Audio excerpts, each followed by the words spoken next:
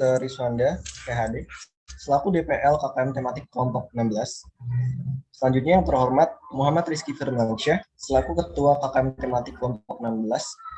Puji syukur kehadirat Allah Subhanahu wa Ta'ala yang telah memberikan kita nikmat iman dan Islam kepada kita sehingga kita dapat berkumpul pada kegiatan hari ini. Salawat serta salam mari kita panjatkan kepada baginda kita Nabi Muhammad SAW.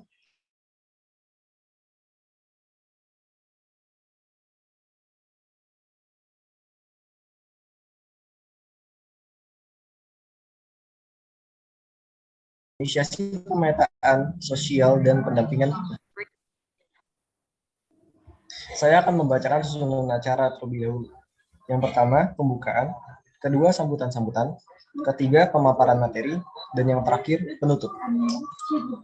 Mari kita masuki acara yang pertama, yakni pembukaan. Untuk membuka acara pada pagi hari ini dengan mengucapkan lafaz basmalah. Bismillahirrahmanirrahim. Selanjutnya, sambutan-sambutan. Sambutan yang pertama akan disampaikan oleh Muhammad Rizky Firmansyah selaku Ketua Kelompok KKM tematik 16. Kepadanya saya persilahkan.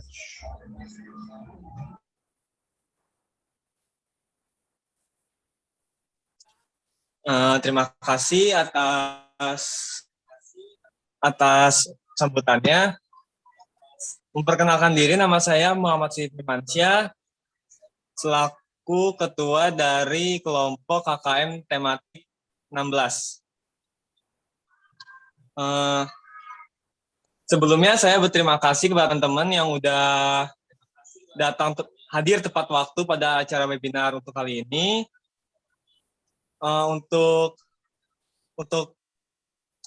materinya secara ringkas mengenai masalah stunting. Masalah stunting ini merupakan masalah yang sedang marak dan yang paling urgensi di Indonesia ini, sehingga dari kami ingin mengencarkan lagi selaku untuk tentang pemantauan, tentang sosialisasi dan lain-lain terkait masalah stunting.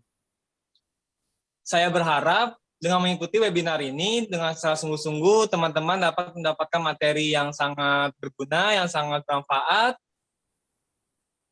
Dan jangan sungkan untuk teman-teman mencatat poin-poin dari para pemateri-pemateri kita yang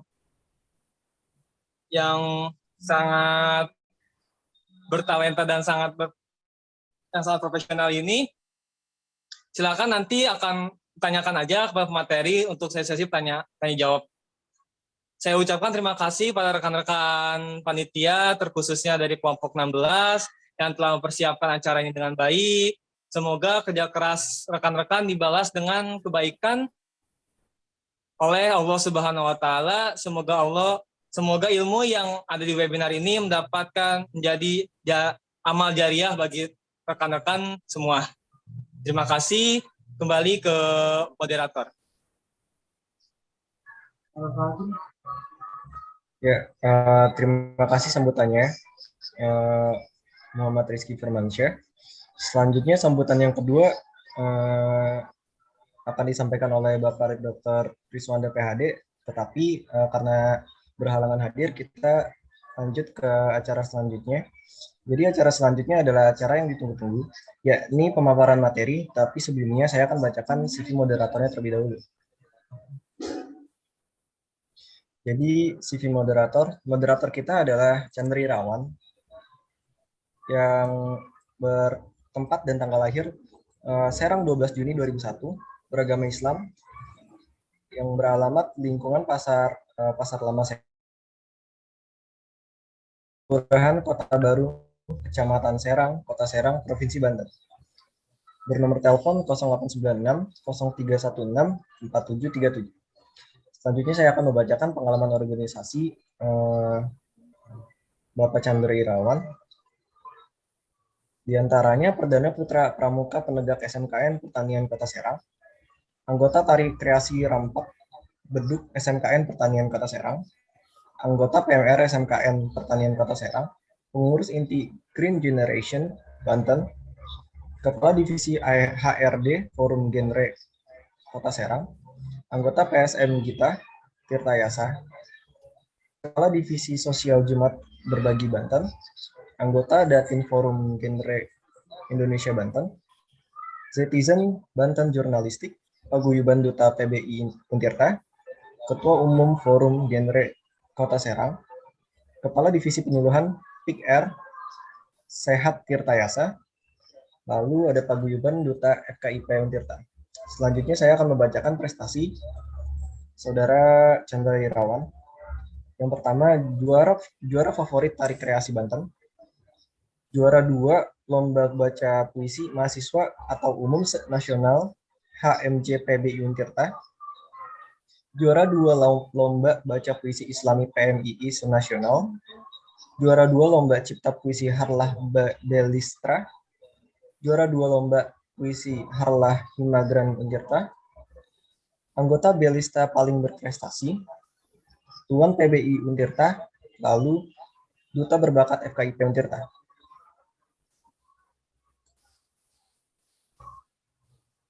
Baik, untuk mempersingkat waktu, pada Saudara Chandra Irawan, saya persilakan.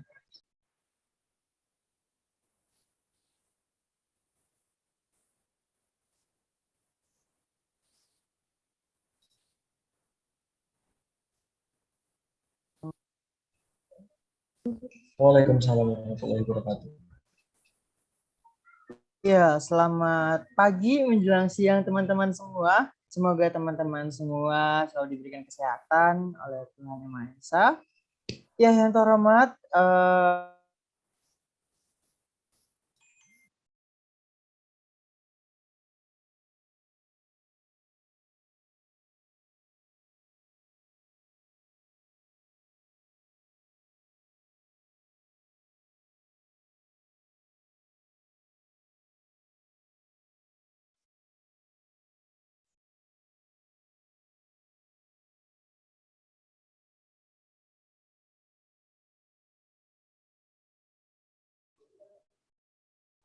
ini.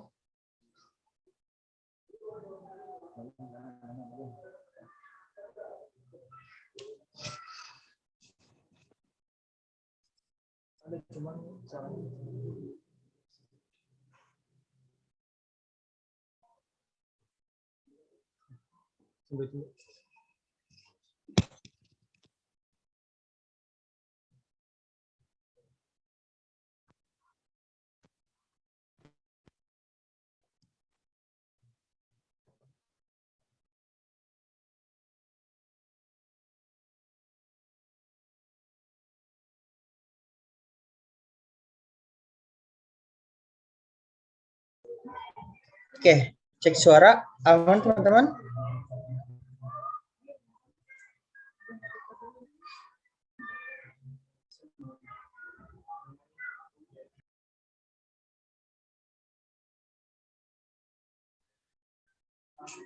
Suara aku terdengar nggak tidak, teman-teman?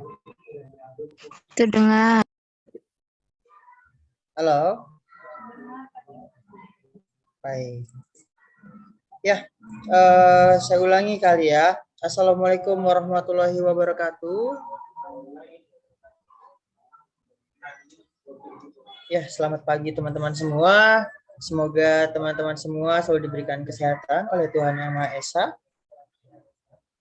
Ya, kita langsung saja memasuki sesi materi. Tapi sebelumnya kita berkenalan dulu nih sama pemateri kita yang pastinya keren-keren banget. Apalagi kayaknya masih fresh gitu tuh, masih baru-baru pengumuman. Ada dari juara 1 Duta Genre Provinsi Banten.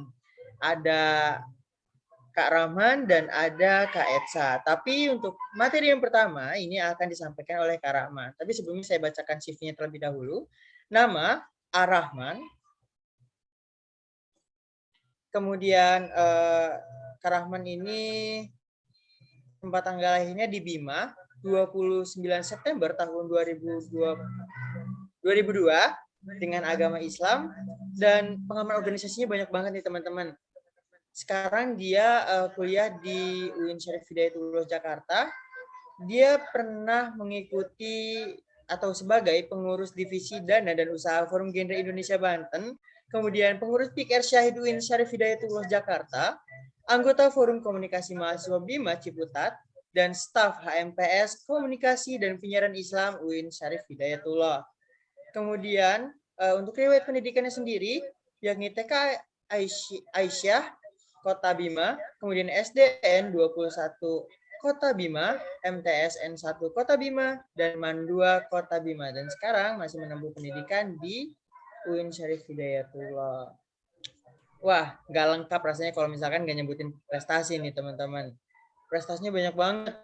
Yang pertama nih, juara 1 Duta Genre Provinsi Banten tahun 2022, juara 1 Duta Genre Tangerang Selatan tahun 2021, delegasi Kota Bima pada Gebiar Seni Pelajar tingkat Provinsi NTB tahun 2017, juara 2 Lomba Pidato Bahasa, Hari Amal Bakti tingkat Kota Bima tahun 2017, juara 3 Lomba Pidato Kependudukan tingkat Kota Bima tahun 2018, juara 2 Duta Genre Provinsi Nusa Tenggara Barat tahun 2018, delegasi Nusa Tenggara Barat pada Ajang Kreativitas Remaja Indonesia tingkat nasional tahun 2018 di Bandung, delegasi Nusa Tenggara Barat pada Ajang Kreativitas Remaja Indonesia tingkat nasional tahun 2019 di Jakarta, dan juara 1 Lomba Syahril Quran pada MTQ tingkat Kota Bima tahun 2019. Nah, wah, keren banget nih teman-teman semua. Baik, kita langsung saja nih masuk pada materinya. Apakah Kak Rahmannya sudah datang? Sudah ada di ruangan? Ruang Zoom nih, pastinya. Hadir moderator. Oke, mantap. Baik, kepada Saudara Rahman, kepadanya saya persilahkan. Oke, terima kasih moderator atas waktu dan kesempatan yang telah diberikan. Teman-teman semua, bismillah.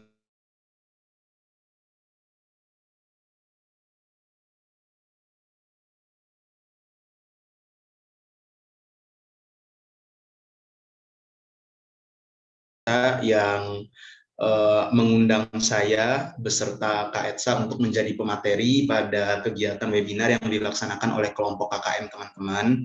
Kemudian kepada seluruh peserta yang telah berpartisipasi dalam kegiatan webinar ini, saya ucapkan terima kasih telah meluangkan waktu, dan juga kepada rekan-rekan sekalian, khususnya partner saya Teh Etsa, terima kasih.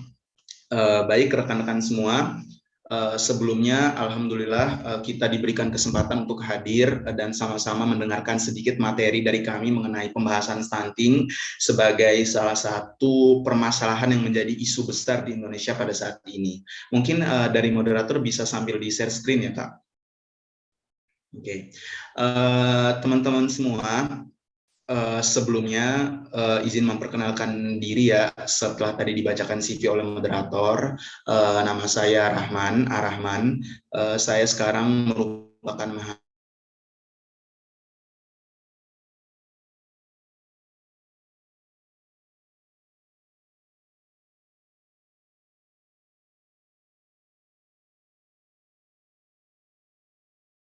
tiap-tiap permasalahan tersebut pasti punya pengertiannya masing-masing ya teman-teman. Nah, karena pembahasan kita kali ini adalah mengenai stunting, jadi teman-teman sebelum kita bahas mengenai dampak, mengenai apa yang menyebabkan terjadinya stunting dan yang sebagainya, kita perlu mengetahui dulu nih apa itu pengertian dari stunting. Boleh di next moderator.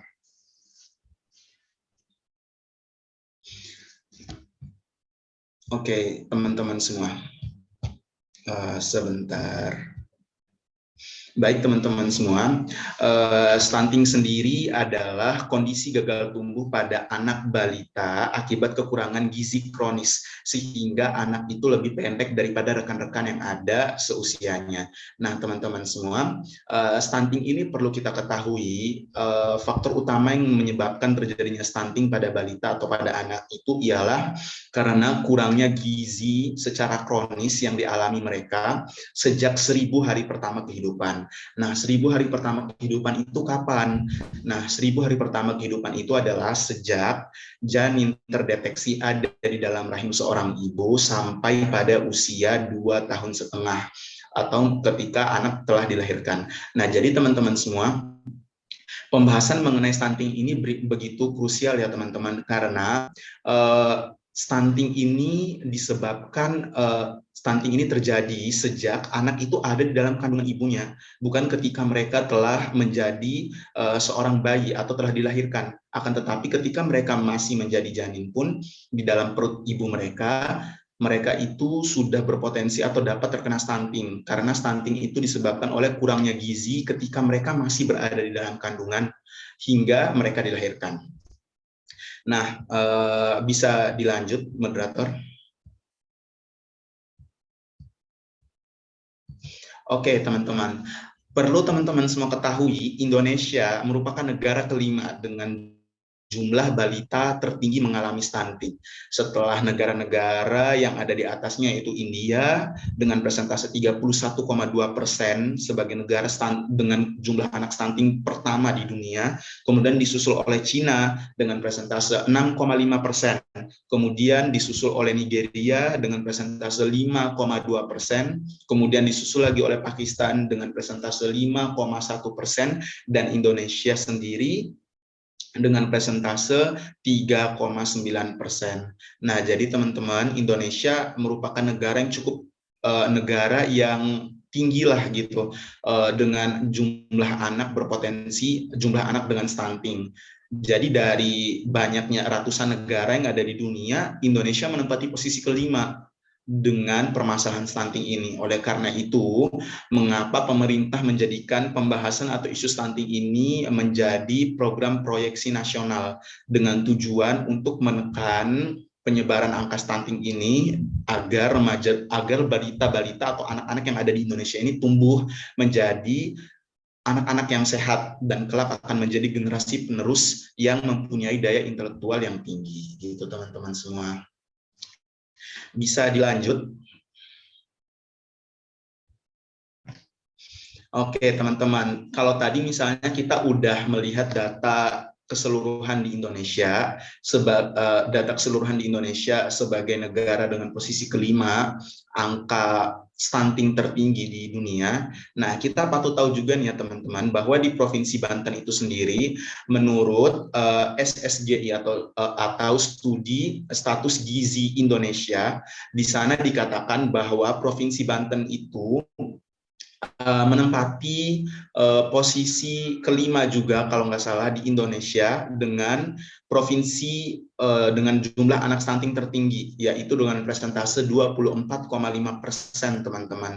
Nah, jadi bisa teman-teman lihat sendiri ya di sekitar teman-teman, mungkin dari 100 anak yang misalkan ada 100 remaja, misalkan ada 100 balita di sekeliling kita, nah sekitar 25 orangnya itu merupakan anak dengan stunting. Oleh karena itu, mengapa stunting ini menjadi permasalahan atau isu yang sangat dibumingkan saat ini untuk diselesaikan permasalahannya.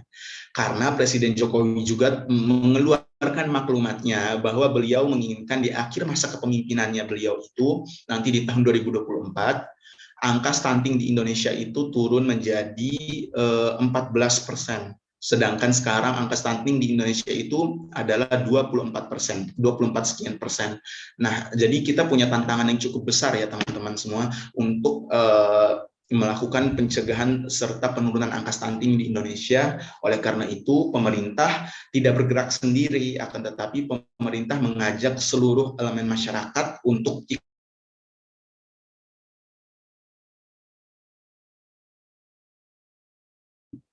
stunting ini nyaris tidak bisa disembuhkan, teman-teman. Jadi belum ditemukan obat secara spesifik yang dapat menyembuhkan stunting. Jadi ketika anak itu telah terkena stunting, maka dia tidak akan bisa sembuh.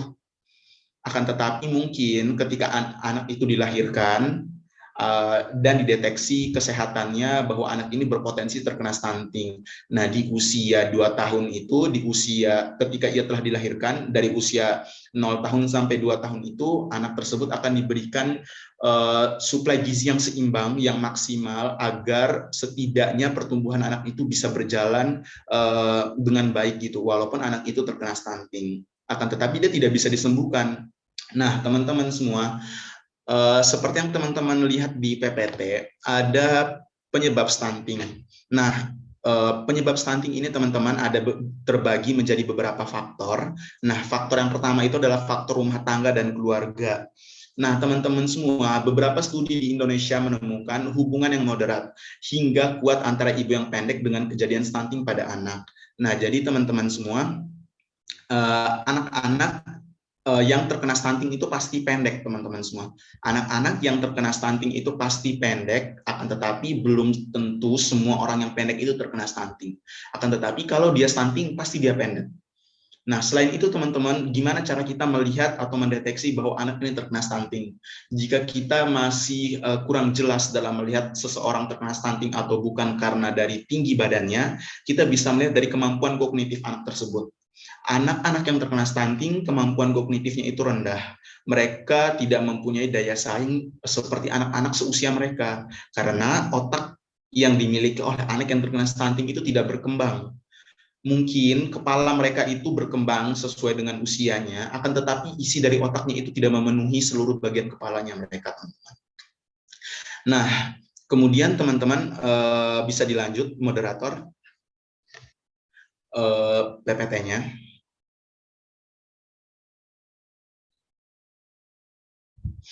Oke, teman-teman.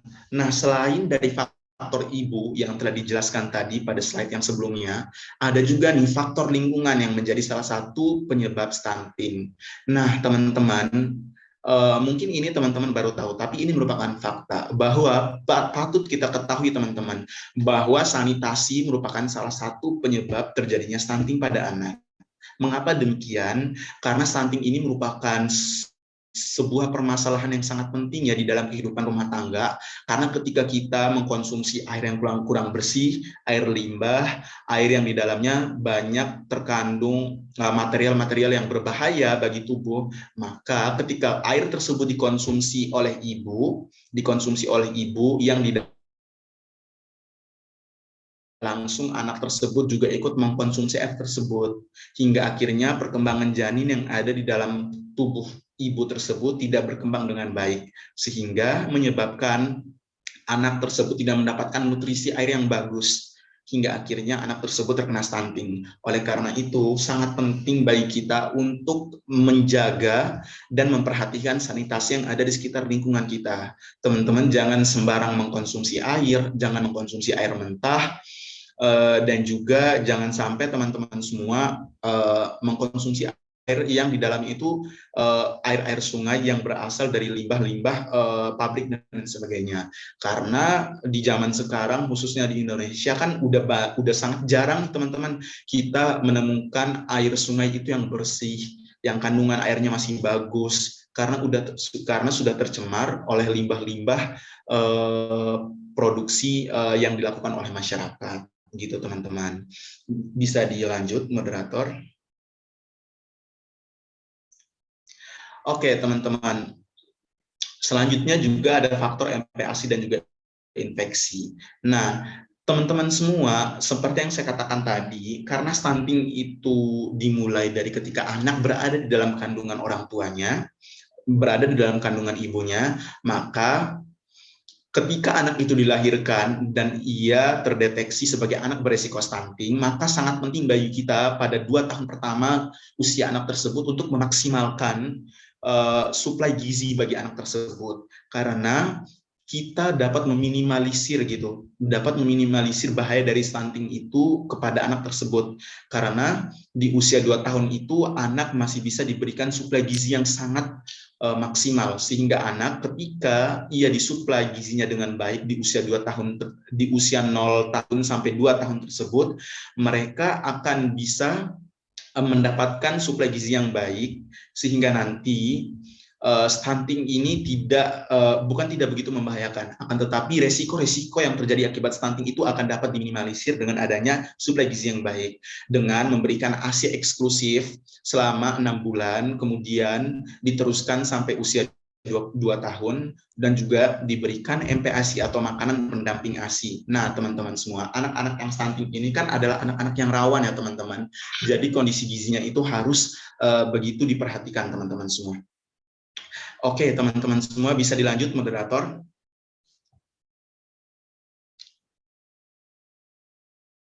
Nah, ini kita dapat lihat secara keseluruhan mengenai apa sih sebenarnya yang menjadi penyebab dari stunting itu sendiri.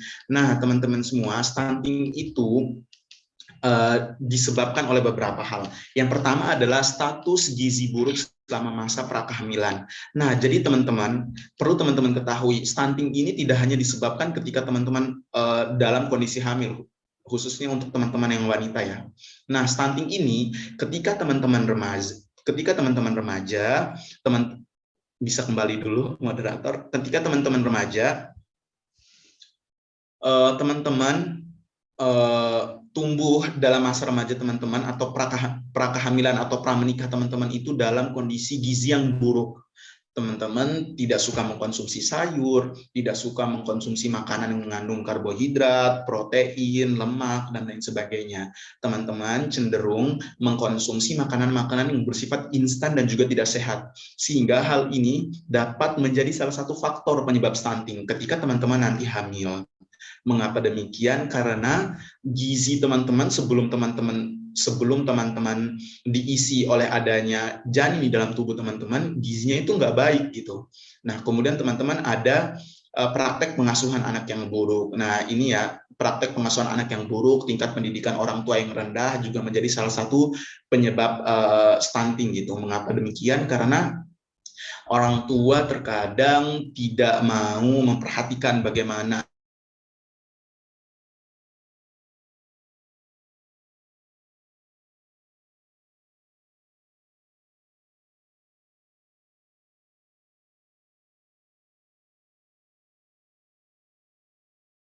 apa share screen-nya bisa diulang lagi mungkin. Oke, teman-teman semua, kita lanjut ya. Sambil share screen-nya di-share. Nah, teman-teman semua, kemudian kemiskinan pendapatan dan tingkat kesejahteraan juga sangat berpengaruh dalam permasalahan stunting ini, teman-teman. Orang-orang yang terkena stunting itu cenderung orang-orang yang miskin. Kenapa, teman-teman? Karena orang-orang miskin tidak dapat mensuplai makanan-makanan yang mengandung gizi yang seimbang di dalam kehidupan mereka, khususnya di dalam kehidupan sehari-hari.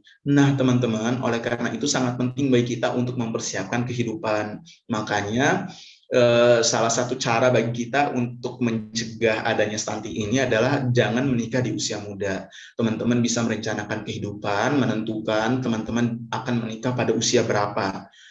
Teman-teman, untuk wanita itu menikah di usia minimal 21 tahun dan laki-laki menikah di usia minimal 25 tahun. Nah, oleh karena itu, dengan teman-teman mempersiapkan finansial yang baik di dalam kehidupan nanti, teman-teman dapat melakukan pencegahan stunting dengan cara teman-teman finansialnya telah terpenuhi, teman-teman bisa membeli dengan pendapatan serta uang yang teman-teman miliki, makanan dengan gizi seimbang, sehingga teman-teman dapat mencegah terjadinya stunting pada anak teman-teman nanti. Nah, kemudian teman-teman, pemberian ASI eksklusif pada 6 bulan pertama seperti yang saya katakan tadi, kemudian pemberian makanan pendamping ASI yang tidak mencukupi. Nah, tadi seperti yang saya katakan juga, dan juga sanitasi yang buruk seperti yang dijelaskan pertama tadi ya, teman-teman.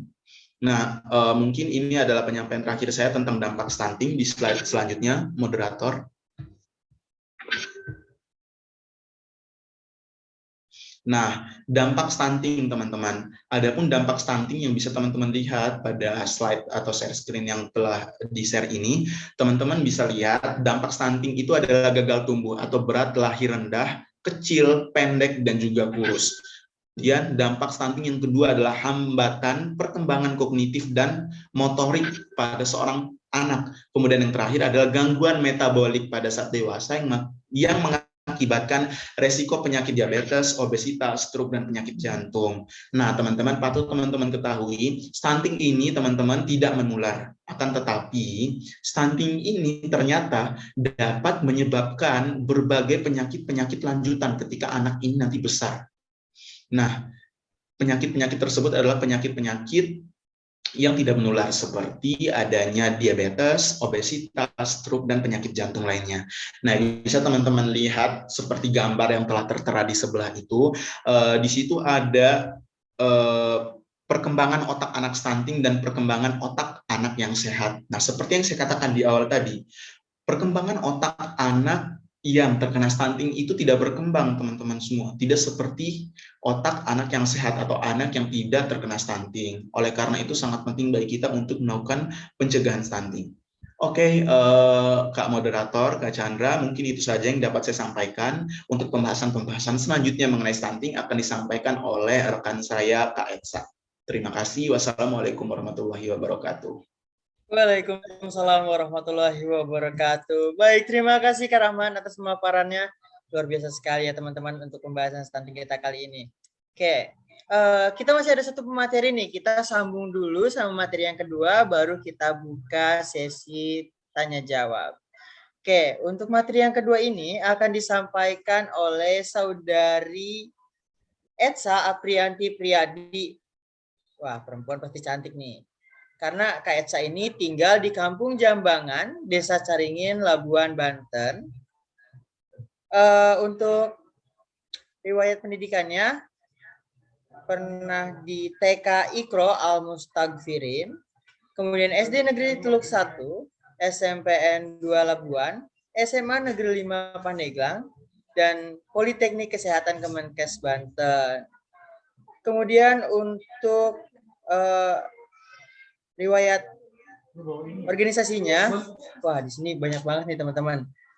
Pernah menjadi mayoret di SMP Negeri 2 Labuan, kemudian Ketua MPK SMP Negeri 2 Labuan, kemudian Humas PIK R Widya Bahari SMN 3 Pandeglang, Ketua PIK R Widya Bahari SMN 3 Pandeglang, Divisi Media PIK R Remaja PIK R Pelangi Poltekkes Banten, kemudian pernah menjadi Ketua PIK R Pelangi Poltekkes Banten. Wah, terakhir nih, biar makin lengkap, ada prestasi yang pernah didapat. Banyak banget kayaknya ini. Aduh. Yang pertama ada juara 3 fashion show, kemudian juara 1 pidato anak-anak, juara 2 pidato tingkat kecamatan, juara 5 FLS 2N tingkat Kabupaten Pandeglang, kemudian adu jak genre nasional di Padang Panjang, ketua seminar sehari HIV/AIDS sedunia kesehatan reproduksi remaja dan ketahanan pangan, mewakili juara 1 terbaik PIK R tingkat kabupaten, mewakili juara 1 terbaik PIK R tingkat provinsi, mewakili juara 1 terbaik PIK R tingkat nasional, dan juara 1 duta genre kampus, dan gelar yang sekarang nih, juara 1 duta genre tingkat provinsi Banten. Baik, luar biasa sekali dari CV-CV-nya. Mari kita langsung serahkan saja kepada pemateri kita yang kedua, Kak Etsa. Kepadanya saya persilakan. Halo Kak Etsa. Halo teman-teman semuanya. Apakah suara saya terdengar? Sudah terdengar. Oke, baik. Assalamualaikum warahmatullahi wabarakatuh.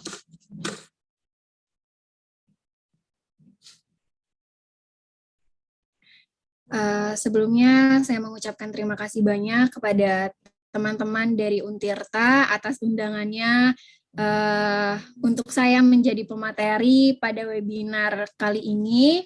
Sebelumnya saya dengan Rahman, pasangan saya di Duta Genre Provinsi Banten tahun 2022, dan kali ini juga saya menjadi pemateri pada webinar pencegahan stunting ya Kak Chandra.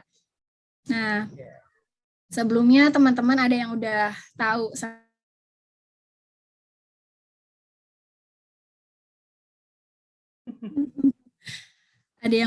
sama saya sebelumnya? Belum ya, tadi udah sedikit dikenalkan oleh Kak Chandra. Saya ulang lagi, perkenalkan nama saya Etsa Aprianti Priadi, saya dari PIK R Pelangi, Poltekkes Kemenkes Banten, dan saat ini saya sedang menyelesaikan pendidikan kebidanan di Poltekkes Kemenkes Banten. Dan mohon doanya juga untuk teman-teman semua, semoga tahun ini saya bisa wisuda. Oke, sambil menunggu share screen, teman-teman ada yang mau diulas lagi tadi tentang materinya Kak Rahman?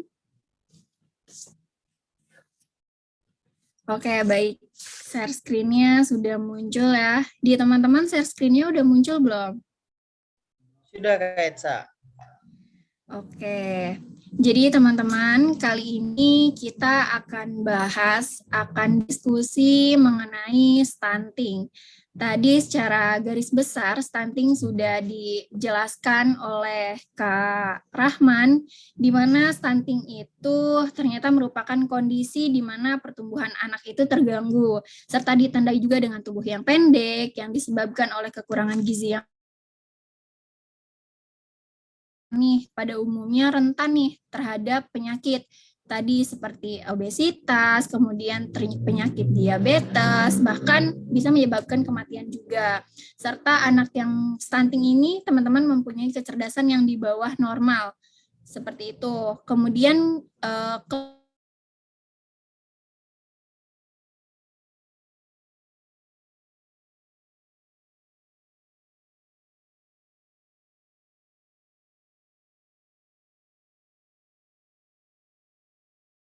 sepertinya.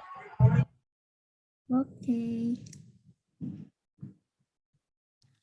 teman-teman, sambil menunggu, ada yang mau dibahas lagi? Oke, udah muncul lagi ya share screen-nya. Oke, Kak Chandra, next.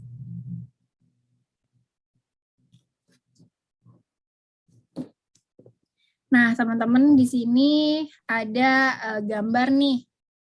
Slide atasnya, Kak Chandra. Nah, teman-teman bisa lihat nih di sini. Apakah teman-teman di sini termasuk ke stunting atau gizi buruk atau apa nih, teman-teman? Ada yang bisa tahu? Ketiga anak-anak ini, apakah pemenuhan gizinya ini terpenuhi? Ayo, teman-teman. Nah, bisa kita simpulkan ya, teman-teman, dari gambar anak yang ketiga ini, kita bisa lihat dari status gizinya, dari mulai cewek ini nih, mungkin pemenuhan gizinya masih tercukupi dengan baik gitu. Nah, untuk yang di tengah ini, anak kecil yang cowok, gizinya mungkin masih kurang terpenuhi. Apalagi yang sebelah sini nih, yang kurus kering, teman-teman bisa lihat itu sudah istilahnya udah kurus kering banget gitu ya. Statusnya, levelnya udah meningkatkan resiko terjadinya stunting. Nah, oke, next. Nah, tadi sudah sedikit dibahas oleh Kak Chandra dan sudah sedikit diulas juga oleh saya di awal. Jadi secara garis besarnya nih, stunting ternyata menjadi masalah kekurangan gizi kronis dengan penyebab kekurangan asupan gizi dalam waktu lama. Sehingga dari kekurangan gizi tersebut akan mengakibatkan terganggunya pada pertumbuhan anak. Oke, next Kak Chandra. Nah, tadi juga sedikit sudah dibahas juga oleh rekan saya, oleh Kak Rahman, tentang dampak stunting.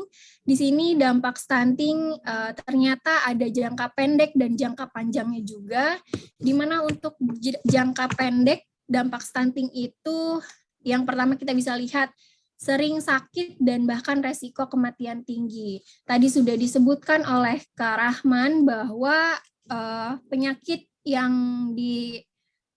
alami oleh anak yang menderita stunting yaitu penyakit degeneratif seperti kencing manis, jantung, kanker, bahkan bisa menyebabkan resiko kematian yang tinggi. Kemudian yang kedua, menghambat pertumbuhan syaraf anak sehingga fungsi kognitif menurun. Nah, anak stunting ini akan menghambat nih pertumbuhan syaraf-syaraf anak sehingga fungsi kognitifnya dia menurun. Pada saat perkembangan fungsi kognitifnya menurun, ini akan ada kaitannya dengan kefokusan atau kekonsistenan seorang anak stunting ini pada saat belajar. Contohnya, anak yang stunting ini akan sulit menerima dan mengerti mengerjakan tugas, dan bisa juga prestasinya akan menurun. Nah, ini yang disebabkan atau dampak anak yang memiliki resiko stunting. Kemudian yang ketiga, perkembangan motorik anaknya lebih lambat dari anak yang lainnya, sehingga teman-teman di sini juga yang anaknya resiko stunting, dia akan mengalami nih perkembangan motorik yang lebih lambat dari anak yang seusianya. Kemudian yang keempat, kesulitan dalam mengungkapkan bahasa ekspresif. Kemudian yang kelima juga meningkatkan biaya kesehatan. Kok bisa meningkatkan biaya kesehatan sih, Teh? Karena di sini kita sudah mengetahui bahwa anak yang resiko mengalami stunting akan mengalami penyakit degeneratif, sehingga akan meningkatkan biaya kesehatan yang disebabkan oleh stunting tadi. Kemudian di sini ada jangka panjang, di mana yang pertama itu postur tubuh tidak optimal pada saat dewasa atau lebih pendek dibandingkan pada teman-teman seusianya. Teman-teman mungkin pernah mendengar bahwa anak stunting itu udah pasti pendek, tetapi anak yang pendek itu belum tentu stunting. Nah, karena pada saat pertumbuhan atau perkembangan si anak stunting ini, dia akan terganggu. Ya karena itu disebabkan oleh kekurangan asupan gizi dalam waktu lama, sehingga meningkatkan resiko penyebab stunting. Kemudian yang kedua juga meningkatkan resiko obesitas dan penyakit lainnya. Contohnya tadi seperti kencing manis, jantung, dan kanker.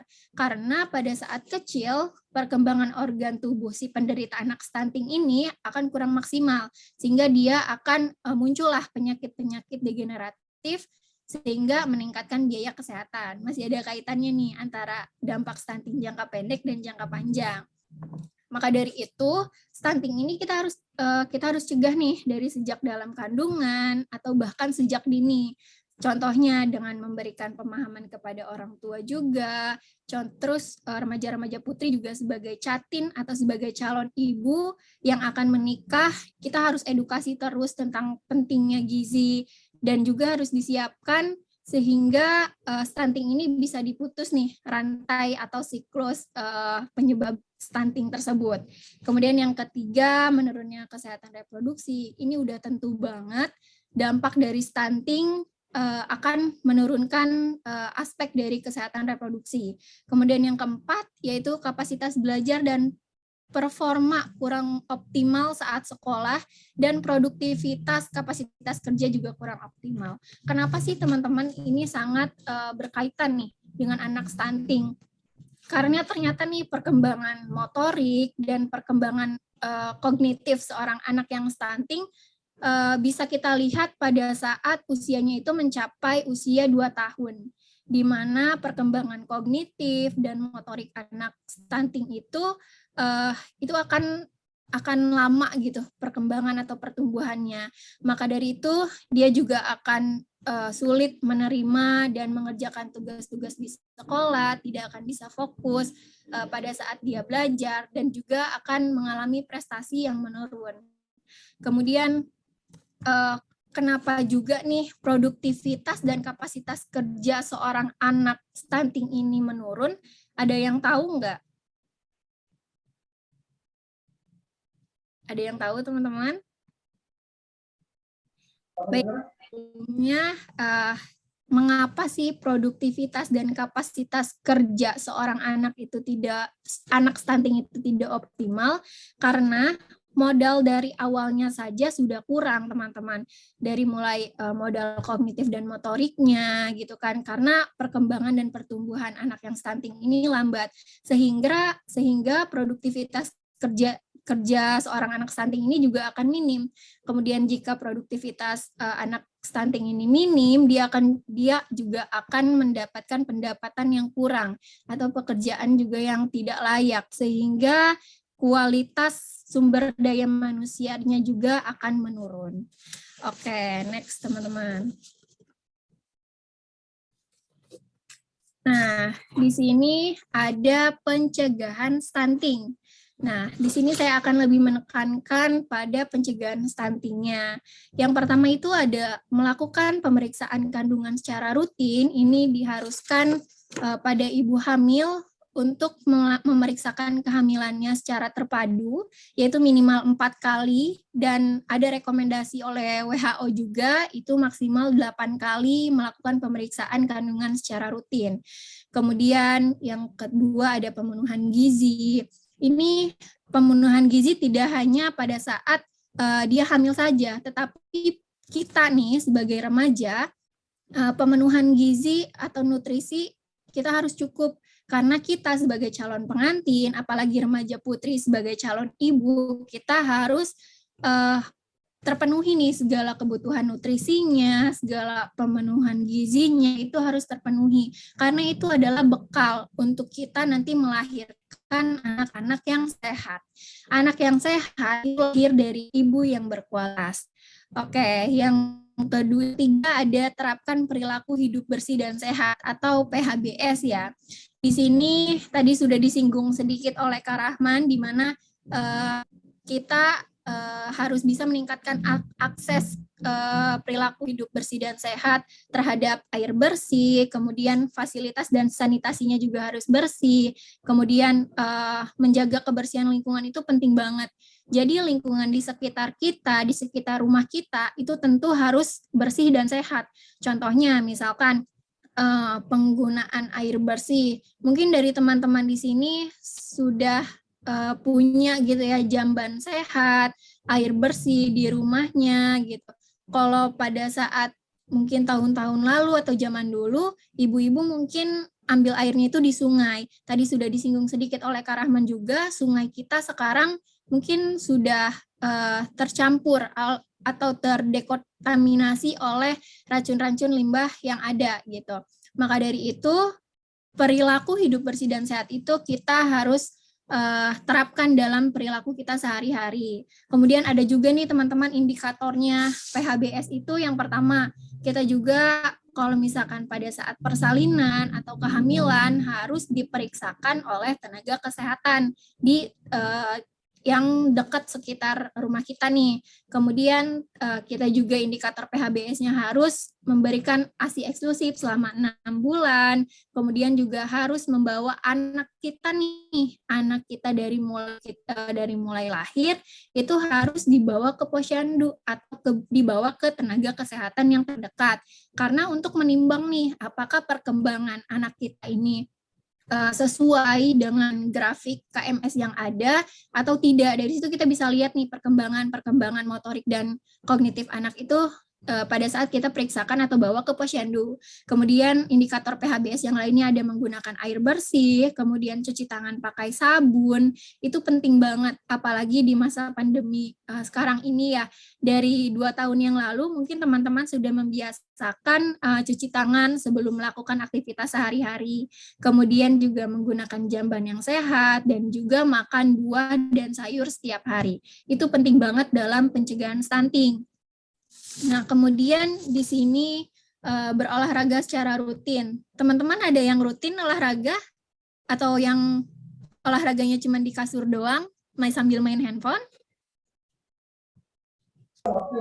Ada, Kak. Ada, Kak. Olahraga apa nih? Olahraga sambil nyuci piring kayaknya. Oke, olahraganya sambil menyelesaikan pekerjaan-pekerjaan rumah yang ada ya. Oke, baik, tidak apa-apa. Sebetulnya itu udah termasuk olahraga ya, karena badan kita itu dipaksa untuk gerak daripada kita cuman rebahan, scrolling TikTok, gitu, Instagram, dan yang lain-lain sebagainya. Kemudian yang terakhir, pencegahan stunting ini kita harus menghindarkan anak kita dari paparan asap rokok. Kok kenapa asap rokok ini termasuk ke dalam pencegahan stunting? Sebelumnya mungkin teman-teman ada yang udah tahu ya, kita semua tahu bahkan efek buruk dari asap rokok bagi kesehatan sudah tahu. Tetapi ada nih bukti statistik yang menunjukkan bahwa anak dengan orang tua yang perokoknya berat atau kronis yang memiliki resiko stunting. Jadi kalau misalkan seorang anak yang di dalam keluarganya ini memiliki seorang perokok yang berat, itu resiko mengalami stunting sekitar 5,5% dibandingkan dengan anak yang dari orang tua yang bukan perokok. Nah, maka dari itu seorang anak ini harus dihindari dari asap rokok. Selain itu juga pada pengaruh kesehatan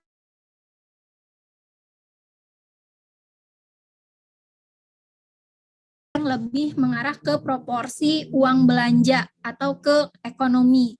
Sehingga dari proporsi uang belanjanya ini yang hanya dimanfaatkan untuk membeli rokok saja, sehingga di dalam suatu keluarga tersebut dia tidak bisa lagi nih membeli atau membelanjakan uangnya untuk membeli makanan yang sehat, yang kurang, karena orang tuanya ini lebih mementingkan membeli rokok saja dibandingkan memenuhi kebutuhan nutrisi atau gizi pada anak tersebut. Seperti itu. Nah, teman-teman di sini ada yang merokok? Cowok ya. Oke, next Kak. Nah, di sini kita ini sebagai remaja, apakah remaja mempunyai peran penting dalam pencegahan stunting? Boleh dijawab? Apakah remaja punya? Kenapa kita sebagai remaja penting dalam pencegahan stunting? Karena remaja penerus bangsa dan akan mempunyai anak-anak yang harus dijaga. Oke. Tadi siapa yang jawab? Denis, Kak. Denis. Oke, terima kasih Kak Rizky atas jawabannya. Betul sekali, karena kita sebagai calon orang tua nih, teman-teman. Nah, perlu kita ketahui juga bersama bahwa remaja adalah calon orang tua di masa yang akan datang. Kita ini sebagai remaja yang nantinya mempunyai peran besar nih dalam mewujudkan generasi-generasi yang berkualitas di masa yang akan datang, upaya yang paling tepat dalam pencegahan stunting diawali dari seorang remaja. Nah, jadi kalau misalkan seorang remaja pengetahuannya ini kurang sebagai orang tua tentang 1000 hari pertama kehidupan atau 1000 HPK dapat meningkatkan resiko anak yang melahirkan kelak yang akan mengalami gangguan pertumbuhan sehingga dia akan melahirkan anak yang stunting. Nah, mendasari hal-hal tersebut, kita sebagai remaja sangat perlu untuk mendapatkan pendidikan parenting juga tentang pemahaman kesehatan serta pemahaman pentingnya penerapan makan dan pola gizi seimbang. Nah, tidak kalah penting juga nih, pada saat kita sebagai remaja, kita harus mempunyai perencanaan keluarga di masa yang akan datang. Contohnya, sebelum masuk ke jenjang pernikahan, kita harus tahu dulu nih, kita ideal usia menikah itu di usia berapa. Tadi sudah disinggung juga, di mana usia ideal menikah untuk perempuan itu minimal 21 tahun dan minimal 25 tahun untuk laki-laki. Di mana pada saat usia ideal menikah itu, ternyata kita sudah sehat, baik dari mulai jasmani maupun rohani, kesiapan mental juga kita sudah siap, bahkan mungkin di usia segitu kita sudah siap juga nih secara finansial atau secara ekonomi. Nah, oke Kak, kita lanjut. Next. Nah, di sini ada pencegahan stunting yang dilakukan oleh saya kepada ibu hamil, kepada remaja-remaja putri, di mana untuk yang ini saya melakukan pemeriksaan kadar hemoglobin kepada ibu hamil di salah satu kampung KB yang ada di Kabupaten Lebak. Nah, pada saat saya melakukan pemeriksaan lab sederhana ini, saya mengkaji atau menganamnesa sedikit kepada ibu-ibu hamil di sini, bahwa ternyata dengan kedatangan saya ke kampung tersebut sangat membantu, karena pada saat pemeriksaan posyandu itu, ibu-ibu hamil yang ada di sana tidak mengetahui kadar HB ibu hamil tersebut itu yang normalnya berapa, kemudian juga belum pernah memeriksakan lab sederhana. Jadi kita ini sebagai remaja mempunyai peran besar, mempunyai peran penting dalam pencegahan stunting. Nah, kemudian pada remaja-remaja putri, saya melakukan pemeriksaan antropometri, di mana saya memeriksakan pengukuran lingkar lengan pada remaja putri, sehingga kita bisa mengetahui nih, indeks massa tubuh seorang remaja putri ini normal atau tidak. Kemudian kita juga bisa tahu status gizi dari pemenuhan gizinya ini baik atau tidak.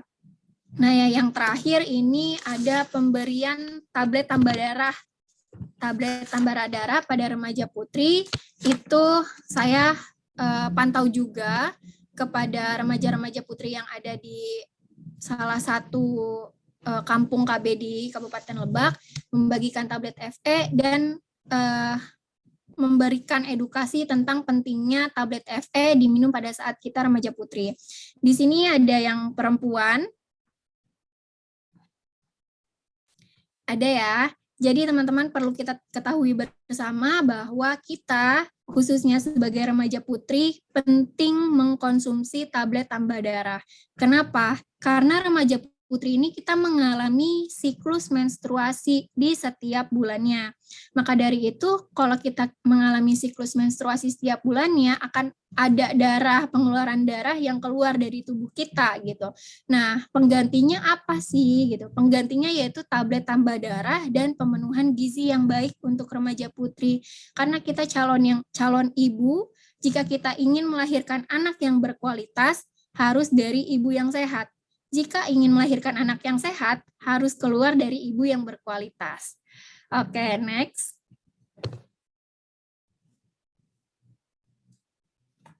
Kak Chandra. Nah, jawabannya tadi, apakah remaja putri mempunyai peran penting dalam pencegahan stunting? Penting. Karena remaja ini kita diharapkan paham penting akan pentingnya perencanaan keluarga di masa yang akan datang. Kemudian hal-hal apa saja sih yang harus kita perhatikan, kita rencanakan sebelum masuk ke jenjang pernikahan. Antara lain, usia ideal menikah, yaitu 21 tahun minimal untuk perempuan dan minimal 25 tahun untuk laki-laki.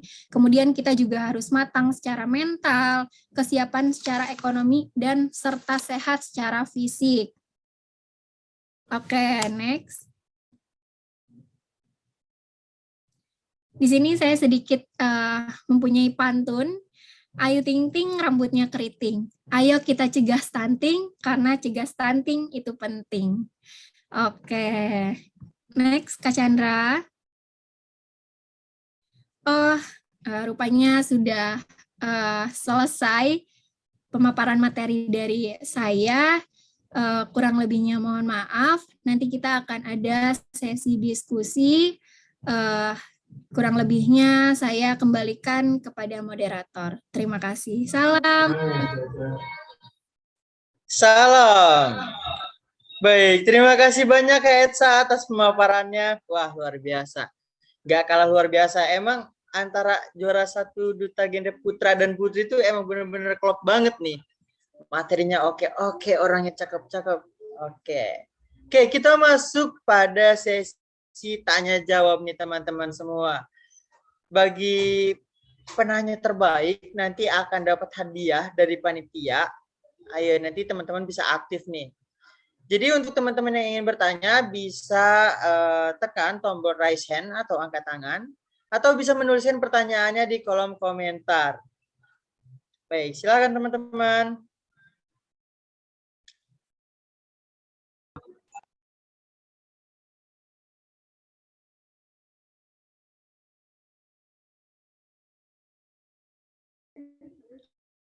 Baik, ada pertanyaan nih Kak masuk. Dari Andini Puspa. Pertanyaannya, selamat siang semuanya.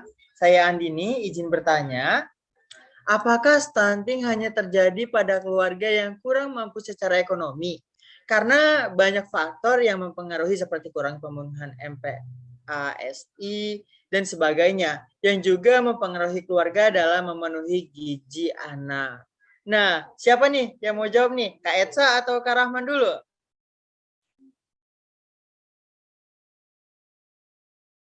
Apa aku tang tingtung? Oke, gimana Rahman? Mau jawab pertama atau gimana? Ya udah, Teh Etsa dulu. Oke, Teh Etsa dulu. Silakan Kak Etsa. Oke, baik. Sebelumnya terima kasih pertanyaannya dari Andini Puspa Lestari ya. Selamat siang semuanya, saya Andini izin bertanya, apakah stunting ini hanya terjadi pada keluarga yang kurang mampu secara ekonomi saja? Karena banyak sekali faktor yang mempengaruhi dari kekurangan ekonomi tersebut. Contohnya kurang pemenuhan empati, kemudian juga mempengaruhi keluarga dalam pemenuhan gizi anak. Oke, tadi sudah kita paparkan ya, Kak Rahman, tentang aspek ekonomi dalam pencegahan stunting. Secara garis besarnya seperti itu. Bahwa kenapa sih anak stunting itu pasti lahir dari keluarga yang kurang mampu secara ekonomi saja.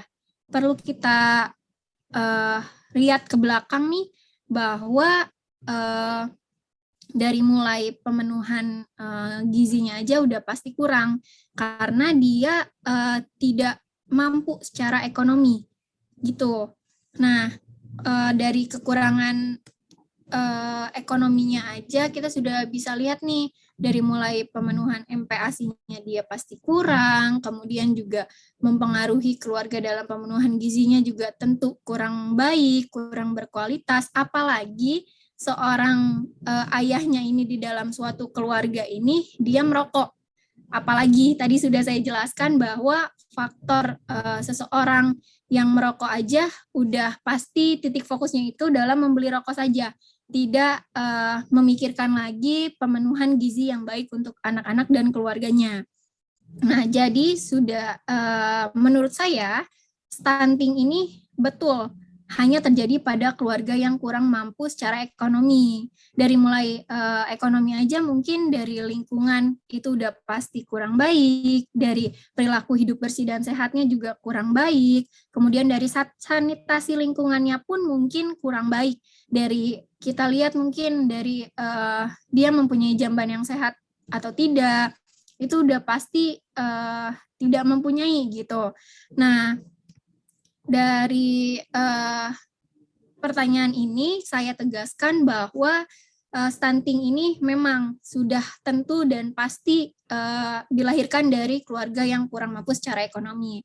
Tetapi tidak menutup kemungkinan bahwa jika secara ekonominya di keluarga tersebut itu memang baik, dia tidak mempunyai resiko untuk melahirkan anak stunting. Karena kita balik lagi, kita itu sebagai remaja, calon pengantin atau sebagai calon orang tua di masa yang akan datang, pada saat kita sebagai remaja atau calon pengantin tidak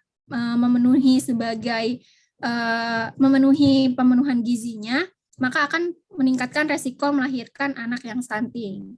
Seperti itu.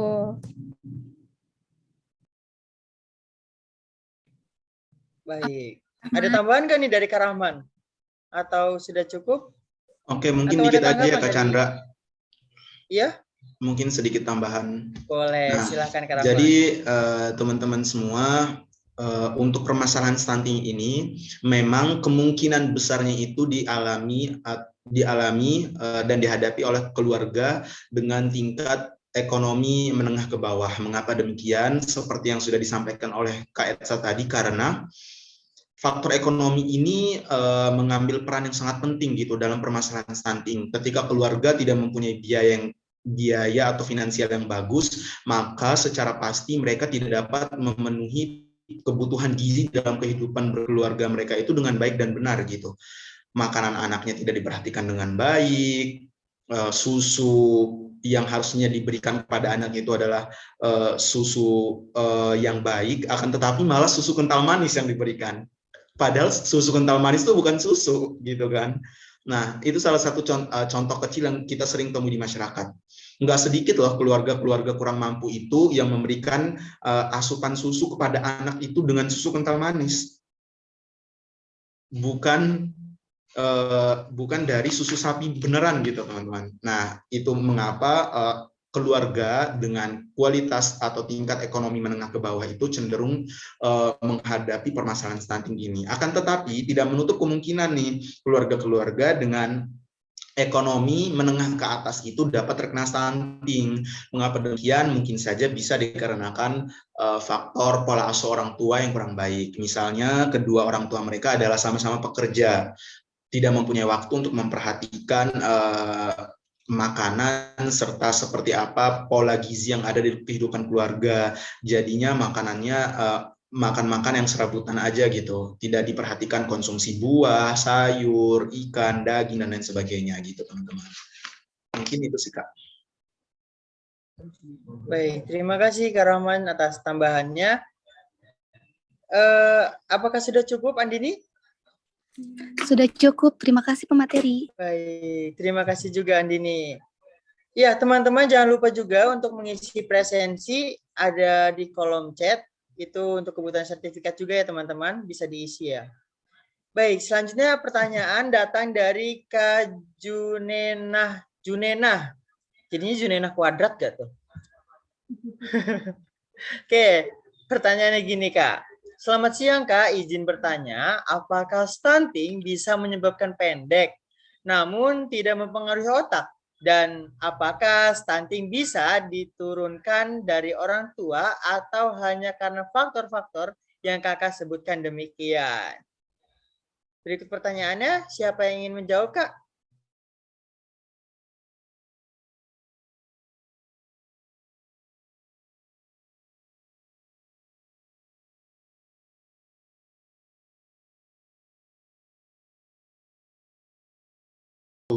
Karena dengan tujuan resiko ini dapat diminimalisir gitu di dalam diri anak tersebut dengan adanya pemenuhan suplai gizi yang sangat maksimal pada usia tersebut gitu teman-teman.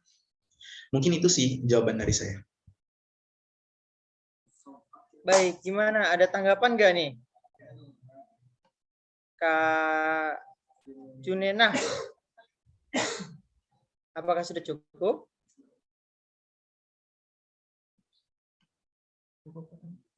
Baik, terima kasih juga Kak Junena. Nah, kita langsung masuk pertanyaan yang ketiga nih Kak. Wah, lumayan panjang juga nih. Pertanyaannya datang dari Kak Cindy Aulia.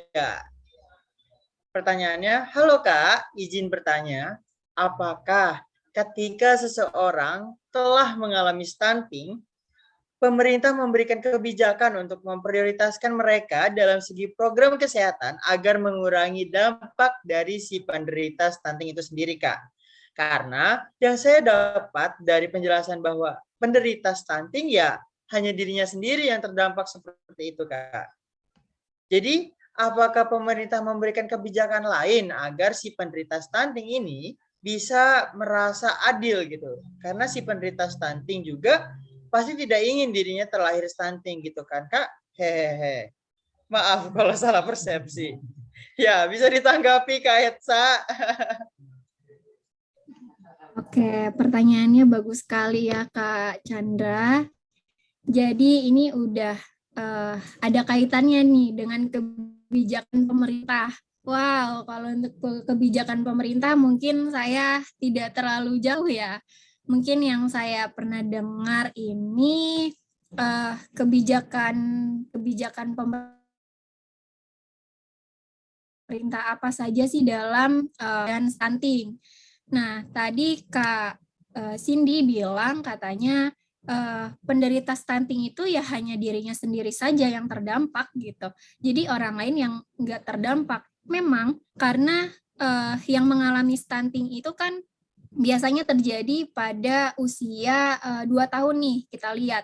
Pada usia baduta atau balita 2 tahun. Itu kita bisa lihat nih dari perkembangan otaknya, dari perkembangan kognitifnya. Kita bisa lihat apakah dia ini mengalami stunting atau tidak.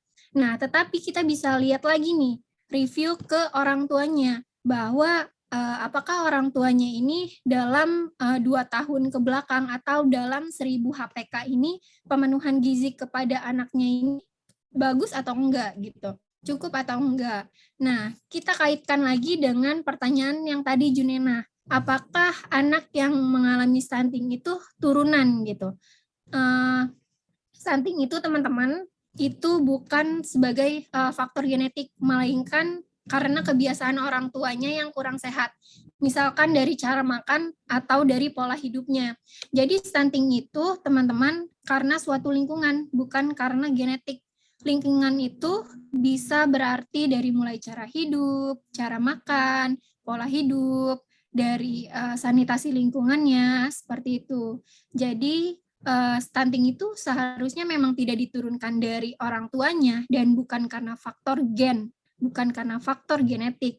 Karena faktor utamanya itu adalah lingkungan. Dari lingkungan keluarganya dulu nih, kita lihat apakah sehat, baik, atau tidak. Jadi kalau misalkan lingkungannya kurang baik, kita perbaiki lingkungan dan sanitasinya.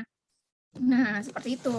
Nah, di sini kita kaitkan lagi, apakah pemerintah sudah memberikan kebijakan, apakah pemerintah memberikan kebijakan lain agar si penderita stunting ini bisa merasa adil? Kita lihat ya dari kebijakan-kebijakan pemerintah, kita sudah stunting. Banyak sekali bantuan-bantuan dari pemerintah untuk anak yang bahkan sudah mengalami stunting atau yang akan mengalami resiko terjadinya stunting.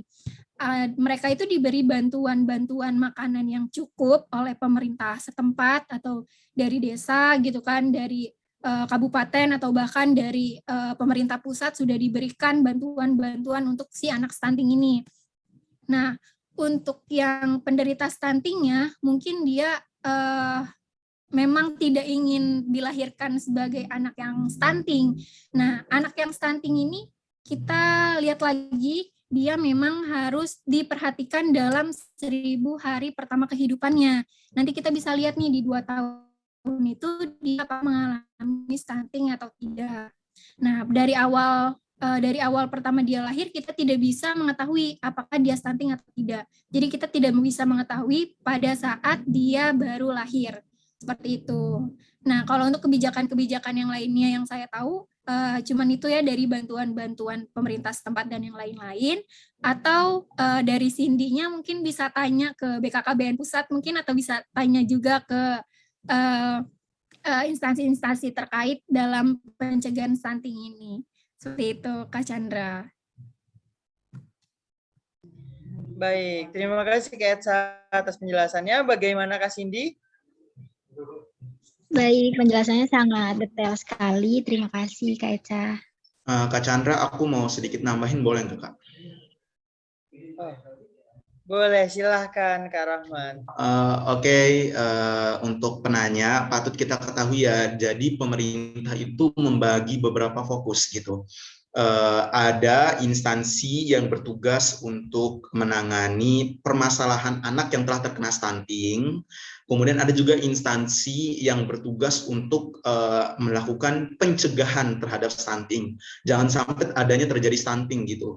Dan juga ada instansi yang bertugas seperti yang saya katakan tadi untuk mengatasi orang-orang yang telah terkena stunting gitu. Nah, untuk instansi yang bertugas dalam melakukan pencegahan terhadap stunting. Nah, pencegahan stunting itu dari mana saja, teman-teman?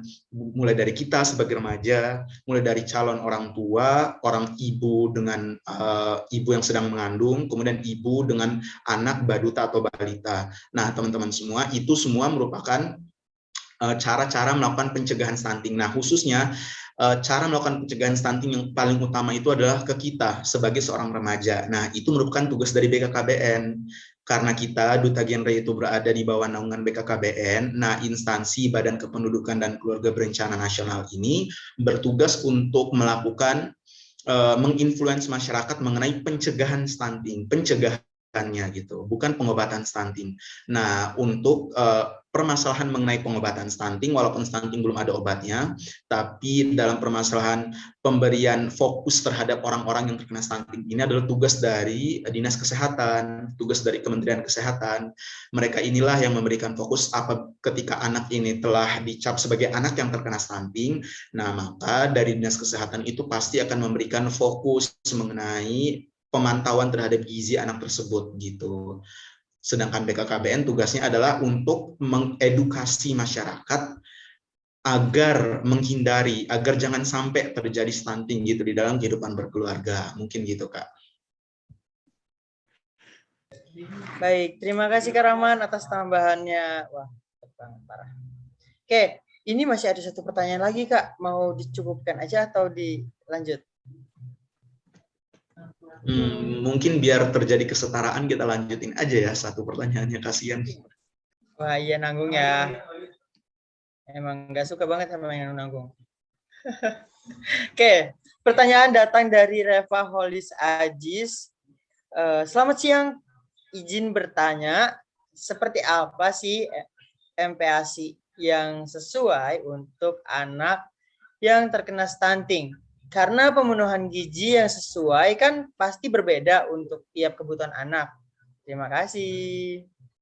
Gimana tadi Kak jawabannya Kak? Mungkin bisa Teh Etsa dulu yang jawab sebagai bidan kita. Oke, sebelumnya teman-teman udah tahu ya MPASI itu apa. Jadi MPASI itu adalah makanan pendamping ASI, diberikan pada saat bayi itu atau neonatus itu pada usia 6 bulan. Nah, pada saat 1-6 bulan itu, bayi itu harus diberikan ASI eksklusif tanpa diberikan apapun. Diberikan air putih pun bayi itu tidak perlu. Jadi cukup ASI eksklusif dari ibunya saja. Nah, kemudian pada saat 6 bulan ini, si bayi ini atau si neonatus ini boleh diberikan makanan pendamping ASI atau yang kita kenal sebagai MPASI. Nah, pertanyaannya di sini adalah MPASI yang sesuai untuk anak stunting itu seperti apa sih, Kak?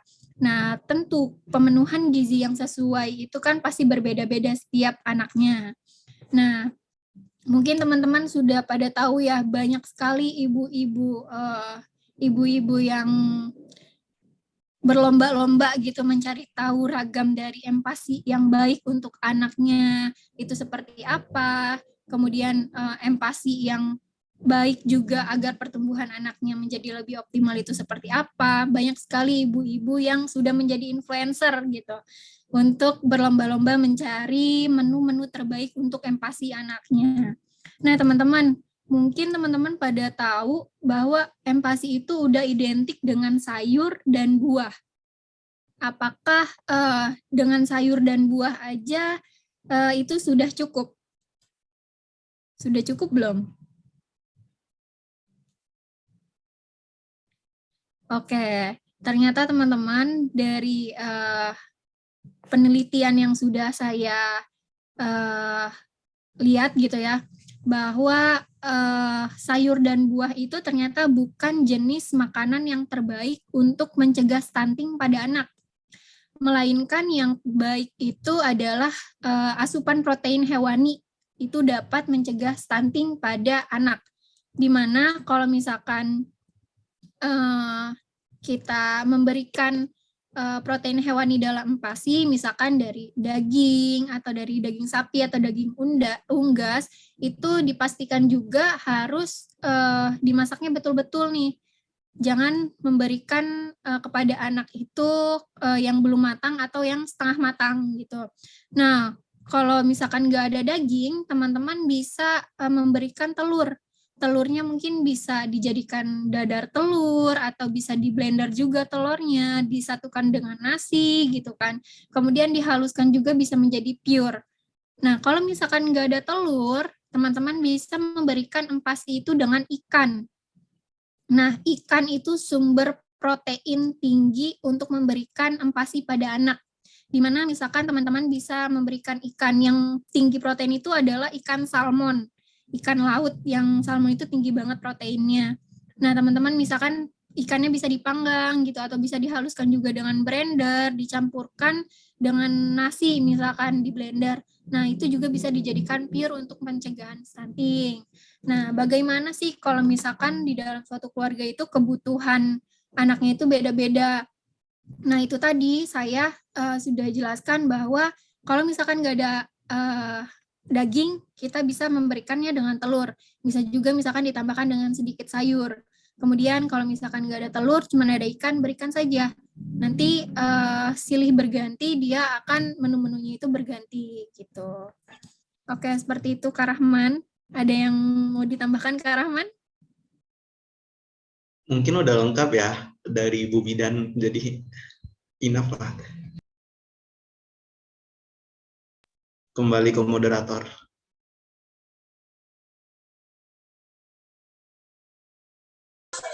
Baik, baik.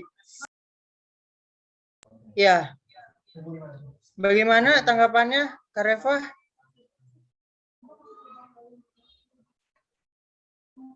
Baik, sudah cukup ya. Ya, terima kasih kepada teman-teman semua yang sudah bertanya. Jangan lupa untuk mengisi presensi yang sudah ada di kolom komentar atau di kolom pesan. Ya,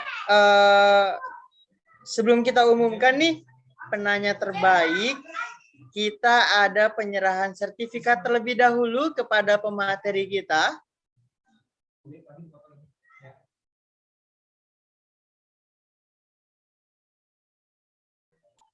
Ya. Dimulai dari ini sertifikat Kak Rahman dulu sebagai pemateri pertama. Kita bisa on cam semua ya teman-teman.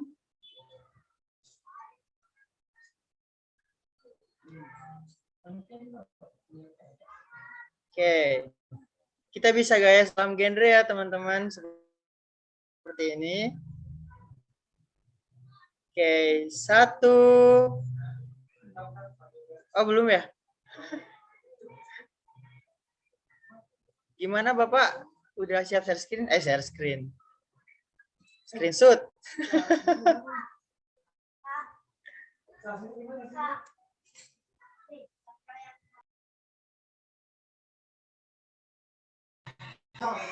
Ya, mulai ya.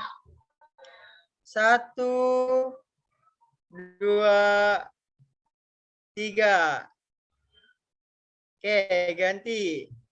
Kita kelompok 16 jadi gaya jempol aja nih teman-teman. Gaya jempol ya. Ya.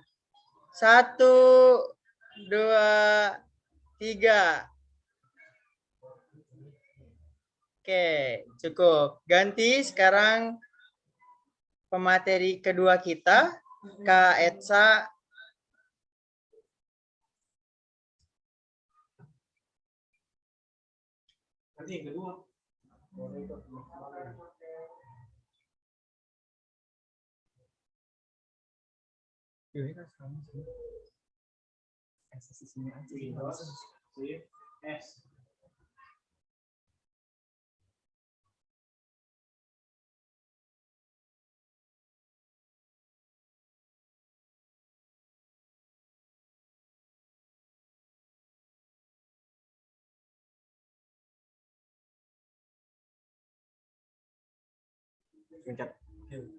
Cuma diklik gitu dong.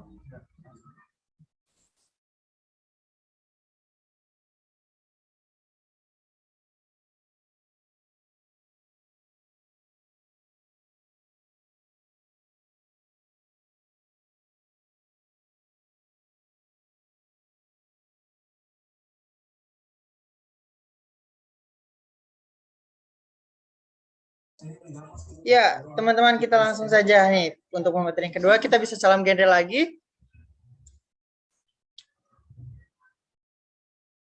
Yuk, kita hitung 1, 2, 3. Oke, ganti. Oh, 1 kali lagi, ulangi. 1, 2, 3. Ganti gaya jempolnya. Ya, 1, 2, 3. Sudah? Baik. Kita foto bersama-sama, bisa ditutup dulu share screen-nya. Kakak panitia. Ya. Oke. Kita foto bersama-sama, bisa on cam semua, teman-teman semua.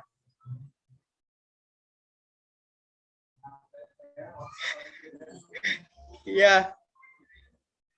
Ini mau gaya gimana nih?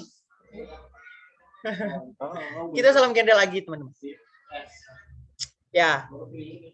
Lagi 1, 2, 3. Oke, jempol. 1, 2, 3. Baik, terima kasih banyak teman-teman semua yang telah berpartisipasi pada kegiatan webinar kita kali ini. Teman-teman bisa cek kegiatan-kegiatan kami di akun Instagram, namanya KKM kelompok 16_. Bisa dicek ya teman-teman semua, nanti bisa ambil gambar screenshot hari ini di akun media sosial kita. Oke, kita umumkan yang menjadi penanya terbaik. Dia adalah Saudari Junena.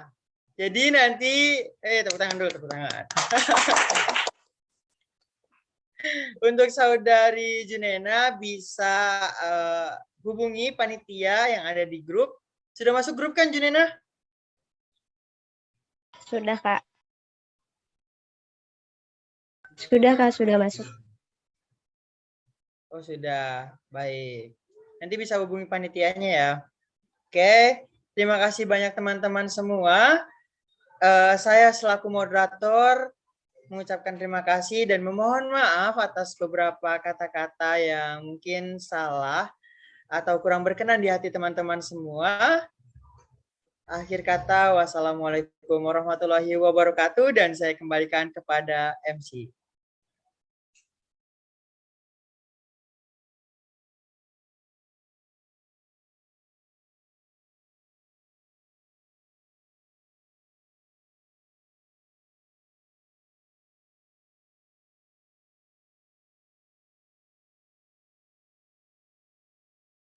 Baik, terima kasih.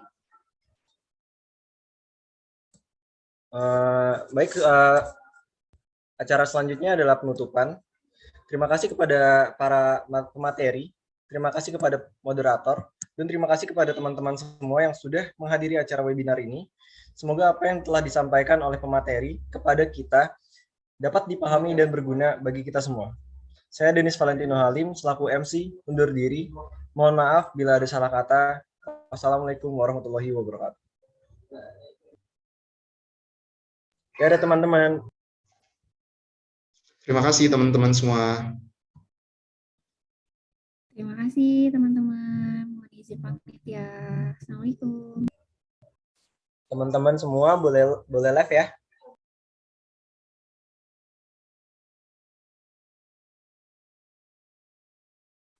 Makasih Kakak Denis. Tolong itu Ismail out, Amira out, Akbar out ya.